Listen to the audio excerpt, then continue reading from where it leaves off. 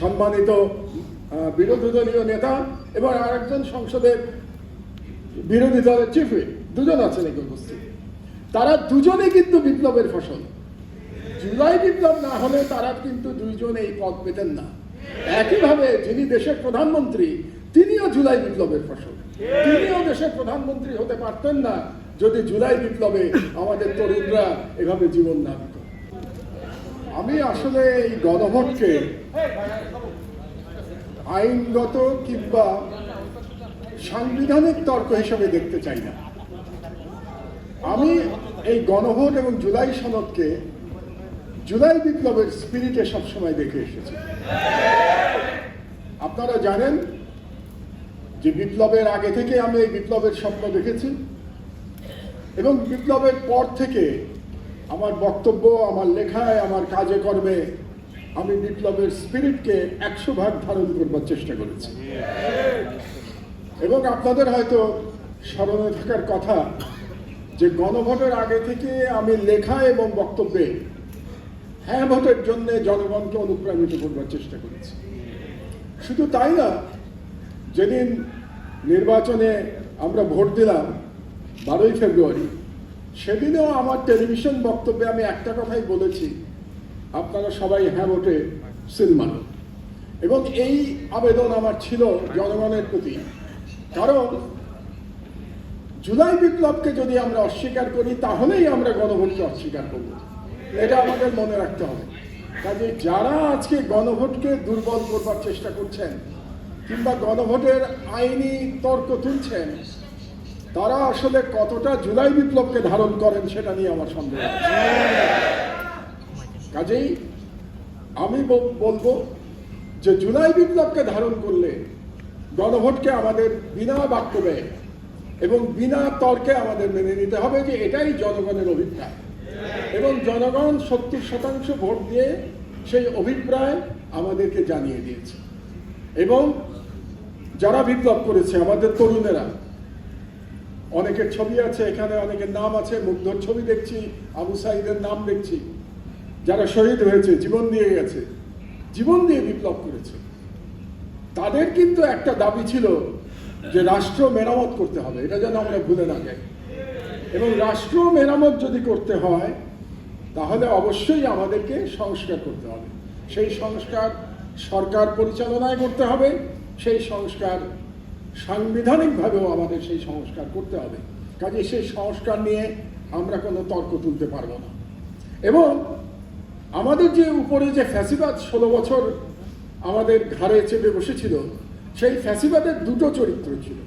একটা তো ফ্যাসিস্ট চরিত্র ছিল, আর একটা চরিত্র ছিল এক ধরনের রাজতন্ত্র চাপিয়ে দেয়া রাষ্ট্রের উপর।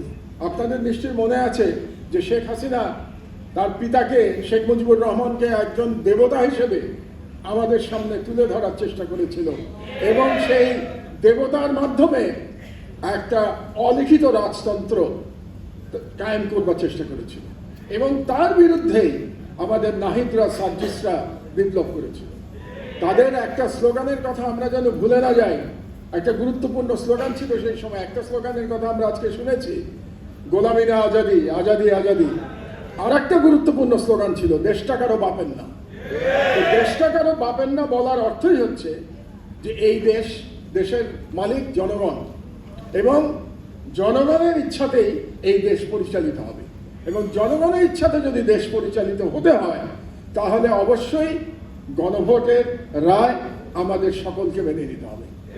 আজকে এখানে দুজন গুরুত্বপূর্ণ ব্যক্তি উপস্থিত আছেন, সংসদের গুরুত্বপূর্ণ ব্যক্তি, একজন সংসদের সম্মানিত বিরোধী দলীয় নেতা এবং আরেকজন সংসদের বিরোধী দলের চিফ হুইপ, দুজন আছেন এখানে উপস্থিত।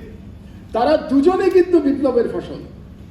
জুলাই বিপ্লব না হলে তারা কিন্তু দুইজন এই পদ পেতেন না। একইভাবে যিনি দেশের প্রধানমন্ত্রী, তিনিও জুলাই বিপ্লবের ফসল। তিনিও দেশের প্রধানমন্ত্রী হতে পারতেন না যদি জুলাই বিপ্লবে আমাদের তরুণরা এভাবে জীবন না দিত। কাজেই আমরা যারা এই জুলাই বিপ্লব নিয়ে প্রশ্ন তুলব, গণভোট নিয়ে প্রশ্ন তুলব, তারা আসলে আমাদের শহীদদের অবদানকে অস্বীকার করছি। এই ভুলটা যেন আমরা না করি।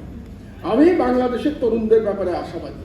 আপনারা জানেন যে মার্কিন যুক্তরাষ্ট্রে এখন একটা আন্দোলন হচ্ছে, যেটাকে তারা নাম দিয়েছে no kings movement. No kings movement মানে হলো প্রেসিডেন্ট ট্রাম্প যে মার্কিন যুক্তরাষ্ট্রে একজন স্বৈরাচারের মতো আচরণ করছেন, তার বিরুদ্ধে মার্কিন যুক্তরাষ্ট্রের জনগণ, নাগরিকেরা রাস্তায় নেমেছে নো কিংস মুভমেন্ট নিয়ে। আর আমাদের তরুণেরা জুলাই বিপ্লবের মধ্যে কিন্তু রাজতন্ত্র, ভুয়া রাজতন্ত্র খতম করে দিয়েছে। কাজেই আমাদের তরুণদের প্রতি আমার প্রত্যাশা আছে, বাংলাদেশে যেই রাজা হওয়ার চেষ্টা করুন না কেন, সেই চেষ্টা ফলপ্রসূ হবে না ইনশাআল্লাহ। আমাদের তরুণরা সেই চেষ্টা কাউকে ফলপ্রসূ হতে দেবে না। কাজেই আমি সকলকে বলবো, সকল রাজনৈতিক দলকে বলবো, সকল রাজনীতিবিদের প্রতি আহ্বান জানাবো যে আপনারা কোনো রকম কুতর্ক তৈরি না করে গণভোটে যে জনগণের যে ইচ্ছা প্রতিফলিত হয়েছে সেই ইচ্ছা মেনে নিন, এবং সেই ইচ্ছা মানার যে লড়াই, সেই লড়াইয়ের একটা প্রক্রিয়া হিসেবে আজকের যে সেমিনারের আয়োজন করেছে 11 দল, সেই জন্য 11 দলকে আমি ধন্যবাদ জানাচ্ছি এবং আমাকে এখানে আমন্ত্রণ করবার জন্য ধন্যবাদ জানাচ্ছি। জুলাই বিপ্লবের যে কোনো ইস্যুতে ইনশাআল্লাহ আমি ব্যক্তিগতভাবে এবং আমার পত্রিকা আপনাদের পাশে থাকবে।